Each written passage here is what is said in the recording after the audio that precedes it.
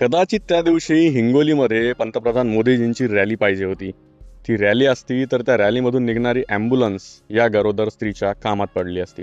म्हणजे माणुसकी मेली आहे की ते आपण स्वतः डिझेलच्या पंपावर विकून आलोय. हिंगोलीत एका शासकीय रुग्णालयाने फक्त डिझेल नाही असं कारण सांगून एका गरोदर महिलेला ॲम्ब्युलन्स नाकारली आणि एका मातेने जन्माला येणाऱ्या बाळाला पोटातच गमावलं. लोकांना आता एवढाही कॉमन सेन्स उरला नाहीये की इमर्जन्सी केसमध्ये सुद्धा आपण असं कोणाला नाही कसं म्हणू शकतो. लोकांचा कॉमन सेन्स आणि प्रशासनाची बुद्धी तर गहाणच पडली आहे, पण आपण आपल्या मुलांची विचार करण्याची क्षमता नक्कीच वाढवू शकतो. तुमच्या पाल्याची स्मरणशक्ती आणि अंकगणितीय क्षमता 5 पटीने वाढवण्यासाठी कारंजातील SIP अबॅकसला आजच संपर्क करा. नेत्यांच्या रॅलीसाठी करोडोंचा धूर हवेत उडवायला सरकारकडे पैसे आहेत.